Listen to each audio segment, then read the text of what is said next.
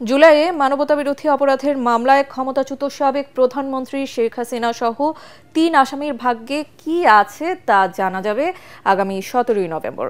বিচারপতি গোলাম মর্তুজা মজুমদারের নেতৃত্বাধীন ৩ সদস্যের ট্রাইব্যুনাল রায় ঘোষণার জন্য এই দিন ঠিক করেন। প্রসিকিউশনের প্রত্যাশা সর্বোচ্চ শাস্তির, আর আসামি পক্ষের প্রত্যাশা খালাস পাবেন আসামিরা। আরও জানাচ্ছেন হুমায়ুন চিশতি। জুলাই গণ আন্দোলনে আইনশৃঙ্খলা রক্ষাকারী বাহিনীর নির্বিচার গুলিতে মারা যায় প্রায় ১৪০০ মানুষ, আহত হন ২৫,০০০-এর বেশি। ওই ঘটনায় মানবতাবিরোধী অপরাধের মামলায় সাবেক প্রধানমন্ত্রী শেখ হাসিনা সহ ৩ জনের বিরুদ্ধে বিচারিক কার্যক্রমের শেষ ধাপ যুক্তিতর্ক উপস্থাপন শেষ হয় গত ২৩ অক্টোবর। ওই দিনই রায় ঘোষণার দিন নির্ধারণের জন্য আজকের দিন ঠিক করেন আদালত। সকাল ৯টার দিকে হাজির করা হয় মামলা থেকে রাজসাক্ষী হওয়া সাবেক আইজিপি চৌধুরী আব্দুল আল মামুনকে।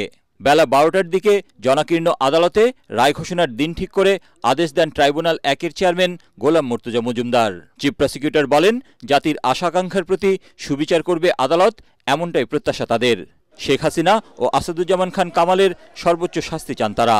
আশা করছি ইনশাআল্লাহ ১৭ নভেম্বর আদালত তার সুবিবেচনা, তার প্রজ্ঞা প্রয়োগ করবেন এবং এই জাতির যে বিচারের জন্য আকাঙ্ক্ষা, যে তৃষ্ণা, সেটার প্রতি তারা সুবিচার করবেন। আমরা সর্বোচ্চ শাস্তি আদালতের কাছে প্রেয়ার করেছি, আদালত তার সুবিবেচনা প্রয়োগ করবেন এবং আমাদের পক্ষ থেকে প্রেয়ার হচ্ছে যে এই অপরাধের দায়ে আসামিদের জন্য সর্বোচ্চ সাজা দেওয়া হয়। এদিকে রায় ঘোষণাকে কেন্দ্র করে দেশজুড়ে শুরু হওয়া অস্থিতিশীল পরিস্থিতি প্রসঙ্গে চিফ প্রসিকিউটর বলেন, সহিংসতা করে বিচার বাধাগ্রস্ত করা যাবে না।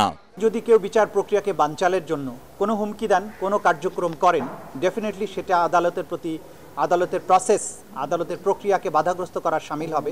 যারা উস্কানি দেবেন, যারা সন্ত্রাস করার চেষ্টা করবেন, সেই ব্যাপারে আইন অনুযায়ী রাষ্ট্রের পক্ষ থেকে পদক্ষেপ গ্রহণ করা হচ্ছে, ভবিষ্যতেও হবে। আর যে জাতি ঐক্যবদ্ধ থাকে, জনগণ যখন জেগে থাকে, সেই দেশের ভাগ্য নিয়ে সেই দেশে নৈরাজ্য করার সাহস, শক্তি কারোরই কোনোদিন ছিল না, হবেও না।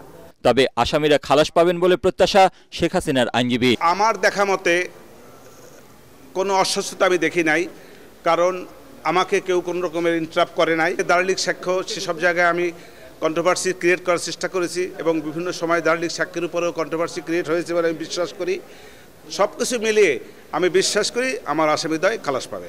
এদিকে এই মামলার রায় ঘোষণার দিন নির্ধারণকে কেন্দ্র করে সকাল থেকেই কড়া নিরাপত্তার চাদরে ঢেকে ফেলা হয় ট্রাইব্যুনাল প্রাঙ্গণ। বহুল আলোচিত এই মামলাটি শুধু দেশেই নয়, আন্তর্জাতিক মহলেও এখন আলোচনার কেন্দ্রবিন্দুতে।